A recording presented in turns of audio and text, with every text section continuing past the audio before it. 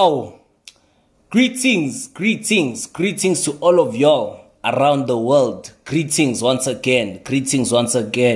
Yeah, I understand. Greetings once again to all of y'all around the world. Ladies and gentlemen, I'm Bubesi Mphathi Yomhlaba. I bring you the latest. You understand? I'm going to give you my own analysis on the latest results from the incredible weekend of Premier League action. Guys, don't mind me. Like, I'm sweating. It's very hot. To be honest with you all, it's very hot. It's scorching. It's unbearable. The heat is just unbearable. So don't mind. Like, please don't mind my... it's unbearable. The heat is just too unbearable. I mean, today the heat is like at about 30 degrees Celsius. So it's very hot. It's very hot where I am. I'm currently in Pretoria, South Africa. And it's very hot. Yashisa. It's very hot. But either way, let's get back to the business of the day. Welcome back to Football is a Religion. You understand? If you're new to this channel, man, welcome, man. Welcome. And please don't forget to also, share, like, subscribe, and also encourage your associates to join this channel, man. Let us join the community. Let us grow this wonderful community together. Right. So, it has been a wonderful weekend of Premier League action, to say the least, man. It has been a wonderful weekend of Premier League action. Yashisa. It's very hot. Honestly.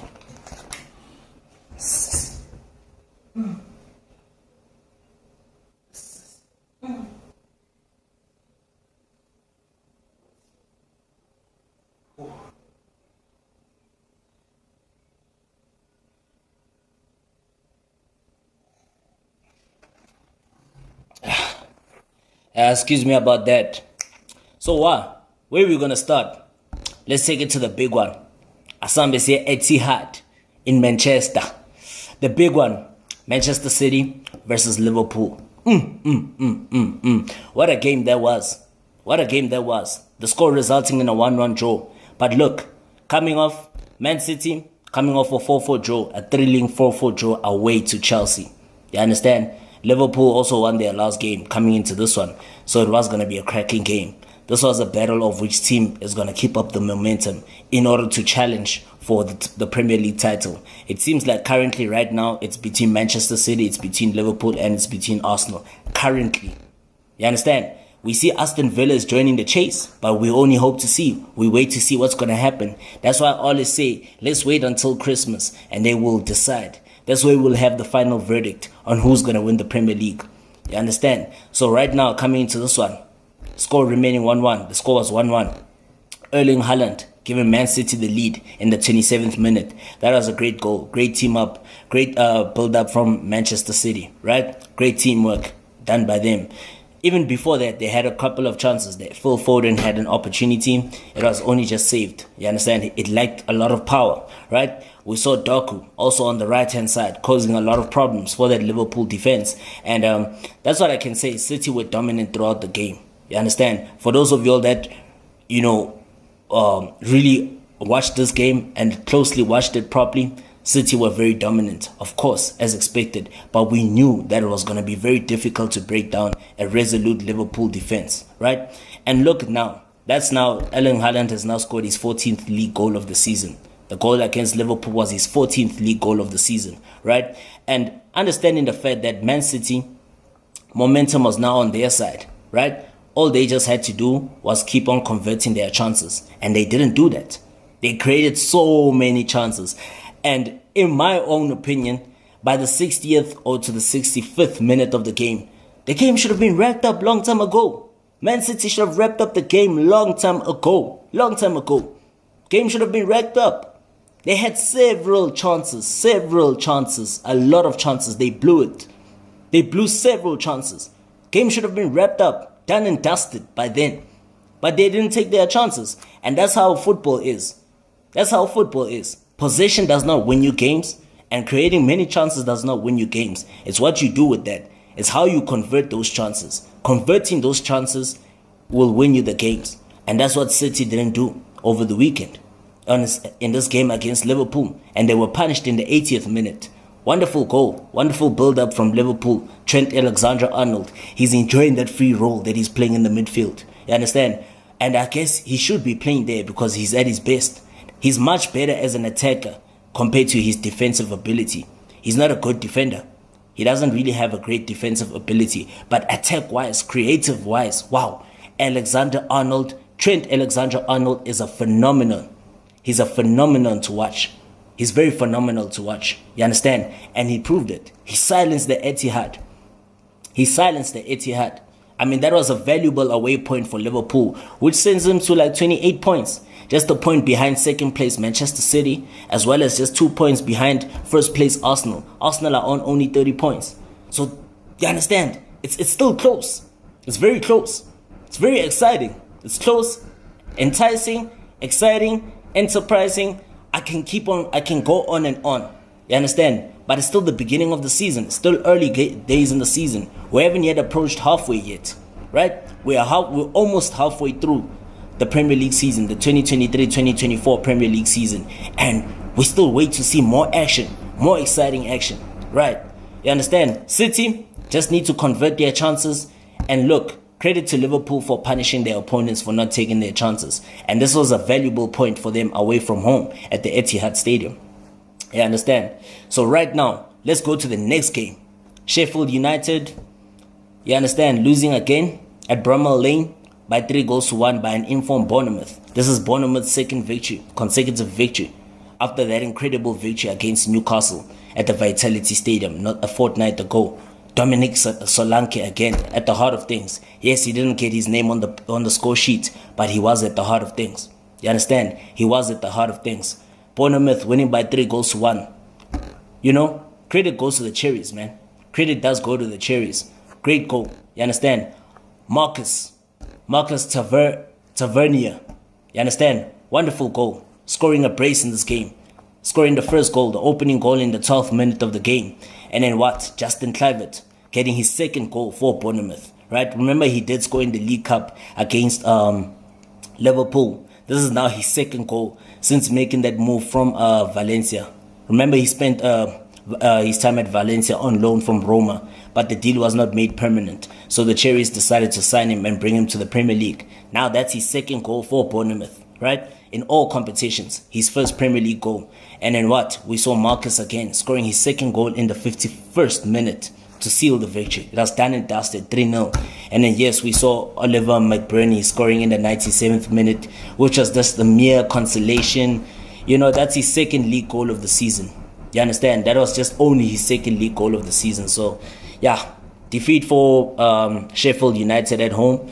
You know, momentum goes to Bournemouth after they also had a woeful start to the season. This is their second consecutive victory. I guess it's just baby steps. I guess there's something that is cooking, you know, in the Cherries camp. We'll only wait to see. The next game, Nottingham Forest, after that fresh 2-0 victory over Aston Villa, they lost this one again by a mile. They only lost narrowly by 3-2. By only 3-2. 3-2 against informed Brighton. Of course, it was going to be a tough one. It was going to be a close game between these two. Brighton winning 3-2 away to Nottingham Forest.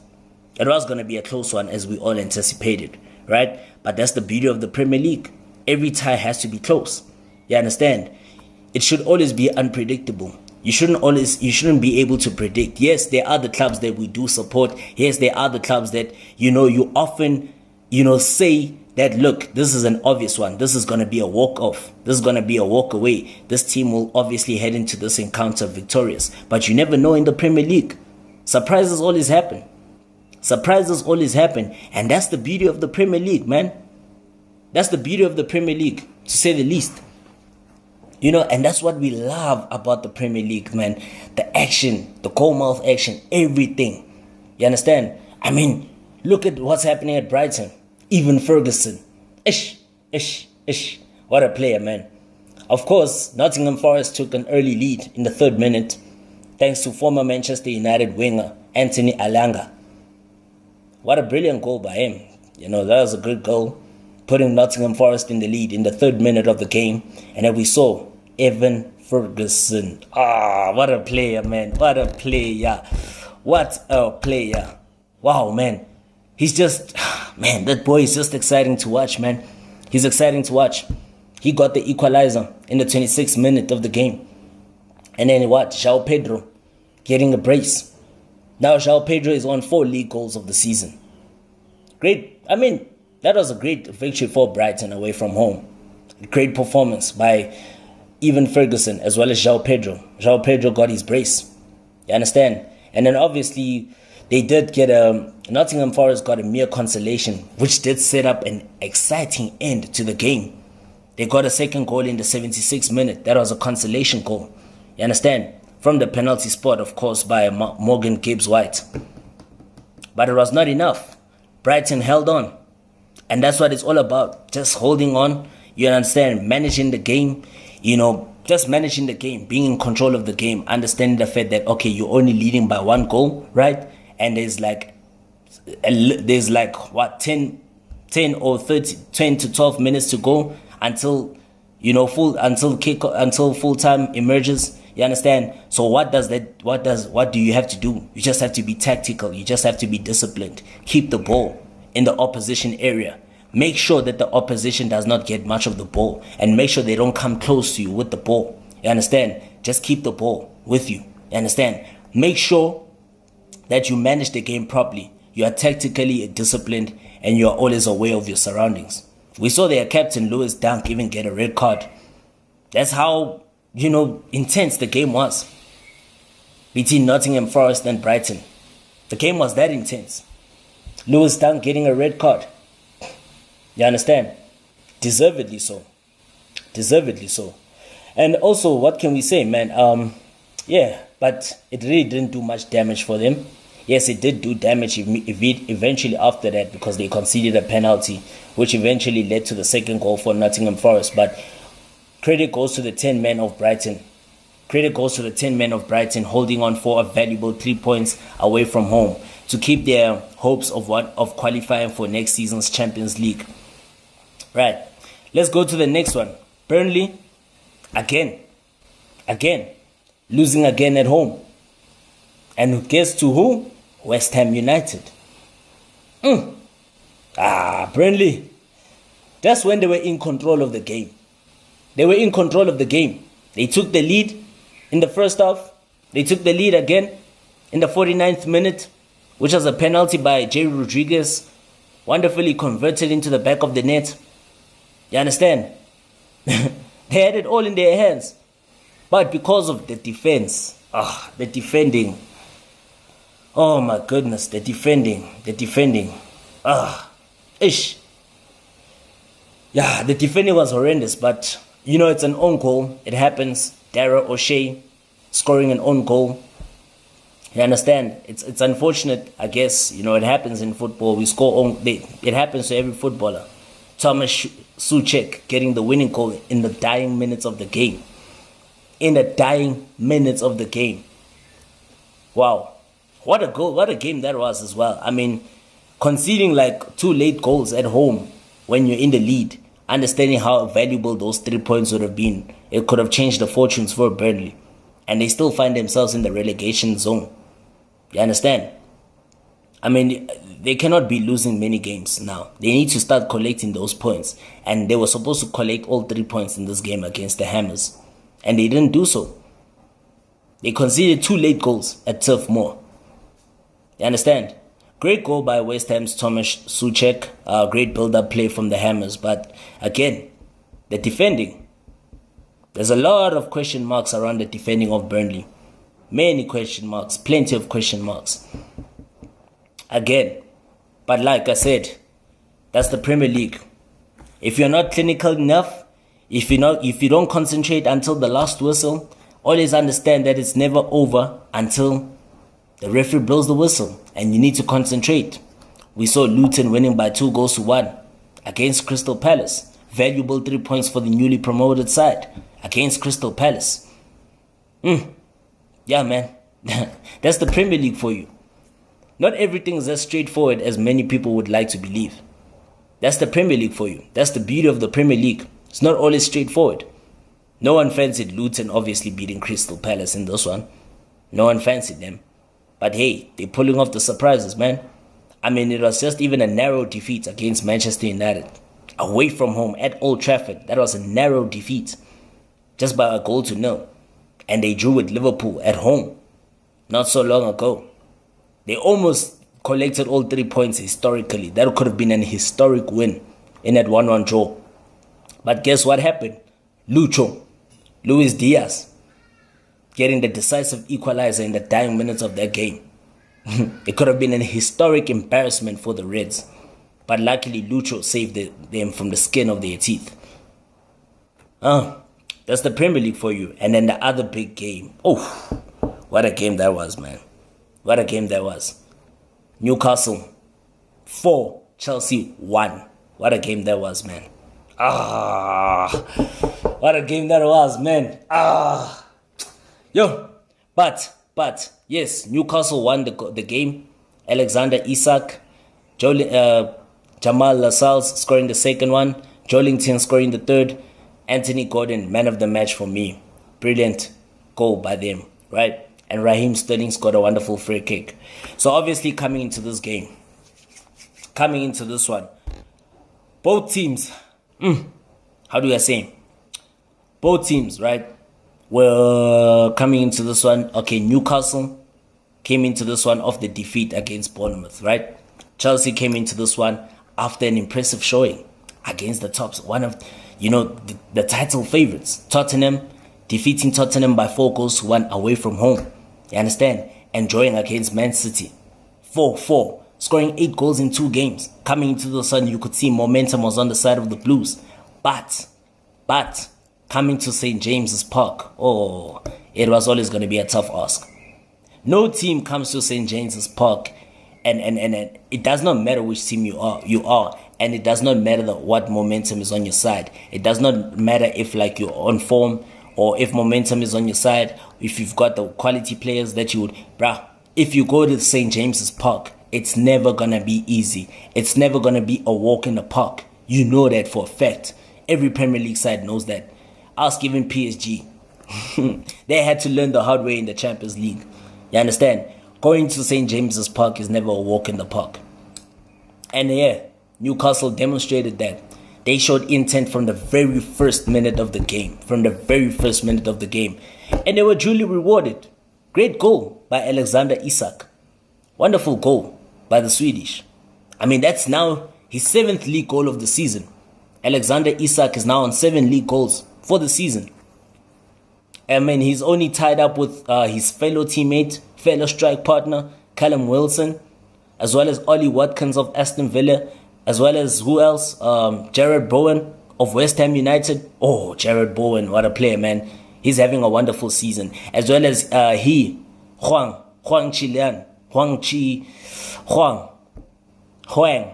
if I pronounce it correctly, Huang of Wolves. He scored his 7th league goal just last night against Fulham. So now it's a tie. You understand? It's a tie. Great goal by Alexander Isak. And again, wow. Also Sterling. Beautiful free kick. Wonderful free kick. That's now his 5th goal of the season. 5th league goal of the season. This is the Sterling we know. This is the Sterling we want to see. This is the Sterling we all missed. We didn't see this Sterling last season. This seems to be that Sterling that, that Pep Guardiola brought out the best in. And we're starting to see the glimpses of that Sterling again in this Chelsea team. That was a wonderful free kick. That's my first time seeing Sterling scoring a free kick. That's how I'm impressed. I'm so impressed with Sterling's performance of late. He's mesmerizing. He's so enterprising. He's exciting. He's bringing back the quality that we know that he possesses. He's bringing it back into this Chelsea team. Great goal. Great free kick by Raheem Sterling. That is a wonderful free kick. Yes, Kieran Trippier was not happy about the decision being given against him, but that was a clear foul. Clear foul. And a wonderful free kick by Sterling. Great free kick. Wonderful. And hey, Chelsea will have the momentum. But again, if you look at the second goal, how it was conceded. Man. That was just poor defending from Chelsea. Yes, it was great play from Newcastle. Great play. You understand? And that pass that was set, that was just like poor defending from Chelsea once again, man. Poor defending. Great cross by Anthony Gordon. I mean, that was a wonderful cross by Anthony Gordon and headed wonderfully by Jamal Lascelles. But still, the defending from Chelsea was very poor, horrendous. I mean, they should have, first of all, instead of, okay, fine, you don't have to stop that cross, right? But the defending, the zonal marking must be there. You should concentrate. You understand? You're supposed to make sure that there's no one lurking behind you as a defender. There was just lack of positioning from the Chelsea player. All the Chelsea players that were there, they were ball watching. Great cross by Anthony Gordon as well, and great finish, great headed finish by Jamal Lascelles, the captain. You understand? Making amends after getting that yellow card. You know, Chelsea had a counter-attack, they had a goal-scoring opportunity. Perhaps he did deny Chelsea a goal-scoring opportunity, but because it was far away from goal, you understand, he was just given a yellow card, Jamal Lascelles, after that clumsy foul on Nicholas Jackson, basically taking one for the team. Great goal by Jamal Lascelles. The third goal again, poor defending from Chelsea. Great enterprising play once again from Newcastle. Joelinton getting his name on the score sheet. That's his first Premier League goal of the season. That was a defense splitting pass. But again, who do you blame in that instance? It's the goalkeeper's fault. Putting the team under pressure. You're putting the team under pressure. Yes, Thiago Silva made a mistake. He made a mistake, but as a goalkeeper, man, you're supposed to be doing better. Don't put the team under pressure. Don't. That was a defense splitting pass and great goal by Joelinton to make it 3. And then Reece James getting a red card, but that's Robert Sanchez's fault. As a goalkeeper, you need to just understand, you can't play the ball like that because you're putting the team under pressure. Do not put the team under pressure. Don't. Robert Sanchez, and this is the same mistakes he's been making in the past few games. He's been making so many of these kind of mistakes. He did the same thing against Arsenal. I mean, he basically brought back Arsenal into the game when Chelsea were in cruise control of that game, of that derby at Stamford Bridge. He brought Arsenal back into the game. He gifted Declan Rice the ball, and he was punished. And Robert Sanchez has been making these mistakes. He has been making these clumsy mistakes. He has been. And now he was punished again. Yes, Reece James got a red card. Yes, I would say, and credit goes to Reece James for taking full responsibility. But as a goalkeeper, you don't play the ball like that. You don't. Because now you're putting the defender under pressure. And obviously, he's going to have to commit a foul. He's going to have to commit a foul eventually afterwards. You understand? Because you're putting him under pressure. And don't do that. And now the defeat sees Chelsea remaining 10th. That's their 5th defeat of the season. That's only their 5th defeat of the season in 13 games. And they're still 10th. Newcastle now move up to 7th with this victory. They're going to challenge. They're challenging for those European spots. Chelsea look far off the pace. They look far off the pace. I mean, think about it. Chelsea are like 4 points behind West Ham, who are in 9th place. You understand? Imagine now qualifying for Champions League right now. Chelsea are far off the pace.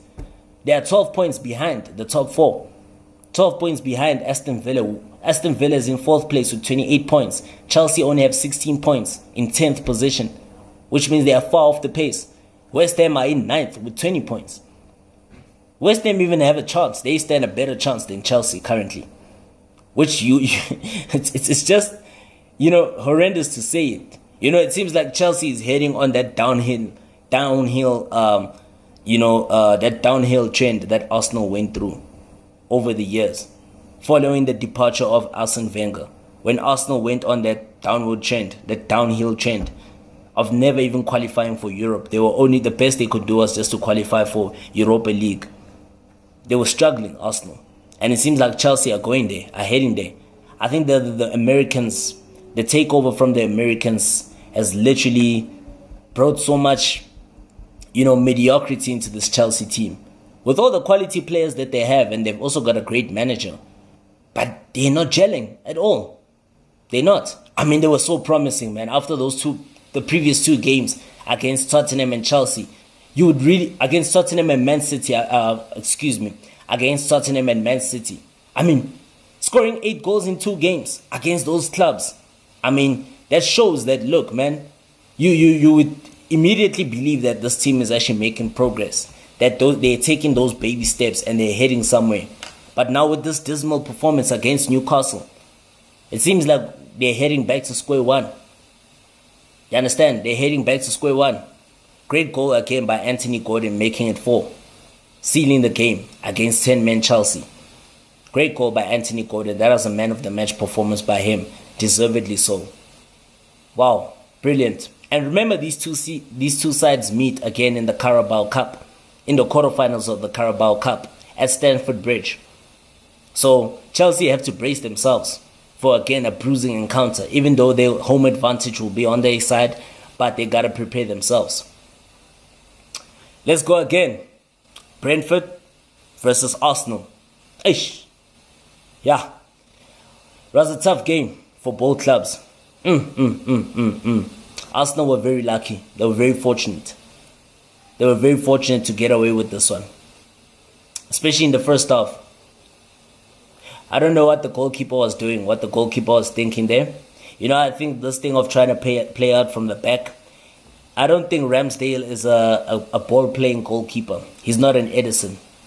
He nearly made an error. He was just saved by the blushes by Declan Rice. Great clearance off the line by Declan Rice. He was saved. That was very clumsy indeed. Very clumsy from Arsenal. And they were lucky not to be punished. Again, even in the second half, Brentford were unlucky. Great clearance again by Zinchenko. Wonderful clearance by Zinchenko. You understand? Great. And they were just lucky, Arsenal. They had a few chances. They had the ball in the back of the net in the first half. Leon Trossard getting the goal after a great header by Gabriel Jesus. But for a player of his caliber, let's just say it. For a player of his caliber, Gabriel Jesus, you would expect him to put the ball in the back of the net. He headed the ball straight to the goalkeeper. You understand? He was in acres of space. He had all the time. He was not in an offside position, Gabriel Jesus. He timed his run perfectly. He could have done better with that one. He should have headed the ball sideways, not straight to the goalkeeper. He headed it straight to the goalkeeper. And then, yes, Trossard on the rebound got the goal, which is a clear offside. Yes, great decision by VAR once again. But a player of Gabriel Jesus' caliber, you would expect him to put that one in the back of the net. From that range, you would expect him to put that one. You bet your money on the Brazilian to put that one in the back of the net. He should have headed that ball sideways. But again, great performance by Arsenal again. They created so many chances. We saw Jesus in the first half having his shot saved. Martinelli was lively as always. Saka was lively. Odegaard pulling the strings in the midfield. Yeah, it was a great all-round performance by Arsenal. And yeah, great goal by Kai Havertz. I mean, he deserves it. That's his first goal from open play for Arsenal. You understand? Remember, he did score a penalty against Bournemouth, right? Which did boost his confidence. This is his first goal from open play. Super sub, coming off as a substitute. Great cross by Saka. Made at the near post, at the far post by Kai Havertz to get his first goal. First goal from open play for the Gunners. And that was the winning goal. 3 points that sees Arsenal go top of the table currently. And wow, that was a great, well-deserved 3 points for Arsenal. But they were just lucky. You understand? By the skin of their teeth. Very lucky. Indeed. They were saved through the skin of their teeth. Great win for Arsenal. Congratulations to Mikel Arteta and his men. Let's go again. Let's head straight to North London. Tottenham versus Aston Villa. Tottenham Hotspurs suffering their third consecutive defeat. Yeah, man, I guess it was expected that the wheels would fall off eventually. The wheels were going to fall off eventually. We all saw this coming. Tottenham had a wonderful start to the season. They were very enterprising. They were very exciting. They were convincing. But now this is their third victory. This is the third consecutive defeat. And they started the game very well at home against Aston Villa. They started the game very well. They were well on point, Tottenham. They were very solid. Great goal by Lo Celso from the corner kick. Headed first time from outside of the box. The ball swerved straight into the back of the net. That was a great goal. I guess even that injury to Rodrigo Bentancur affected Spurs a lot in this game. I mean, Aston Villa won this game by 2-1, but Spurs were by far the better team in the first half. They played very well. You understand? They deserved all the 3 points. You understand? But unfortunately, I guess, football, sometimes things go your way, sometimes things don't go your way. I mean, that was a great goal by Ollie Watkins, that equalizer. But unfortunately, it was ruled out by VAR. But eventually, they were not to be denied. I mean, look at that free kick, that cross, that set piece by the Brazilian, Douglas Luiz. Great set piece, man. Great set piece. Great cross to find Pau Torres, the Spanish defender. Former Villarreal centre-back. That's his second Premier League goal of the season. Great header. Great equalizer. Right on the brisk of halftime.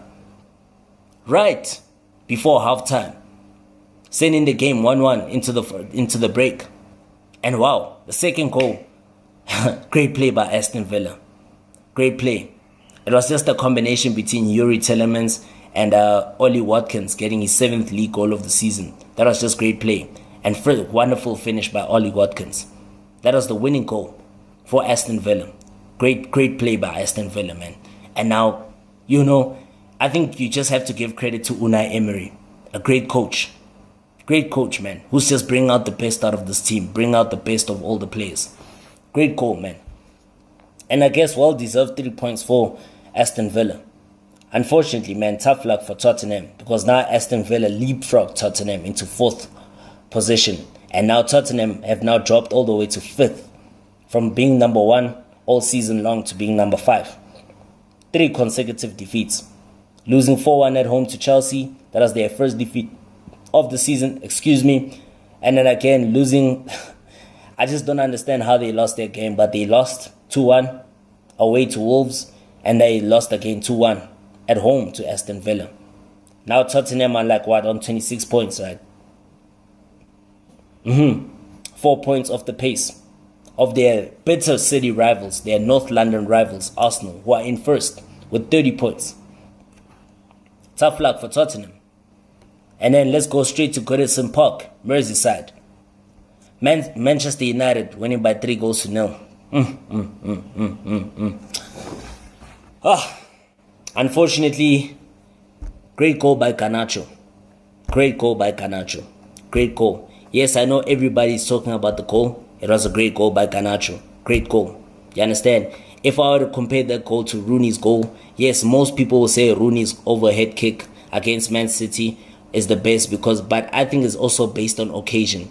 It was a derby, so obviously many people will say Rooney's goal was better, but for me, Garnacho's goal was way better. Wow. Because the ball was going away. It was going away from him. The cross was not a good one by Diego Dallo. And the ball was going away from him. And you could see it was behind him. But look at the technique. I mean, he was even surprised. I mean, great goal by Garnacho, man. Great goal. That's a great goal. But let's talk about the game in general, right? Goals by Alejandro Garnacho, Marcus Rashford penalty, and Anthony Martial sealing victory for Manchester United by 3-0, which sees them move to 6th position. Let's talk about the game in general. Everton were by far the better team. They created the better chances in the first half. But I guess this was just a game of what? Which team was more clinical in front of goal. You understand? Everton were by far the better club. They were by far the better team in the first half as well as the second half. But unfortunately, it was just a matter of which team was more clinical in front of goal. And Manchester United were more clinical. You understand? Second half, they got a penalty. Former Manchester United winger Ashley Young fouling Anthony Martial in the box.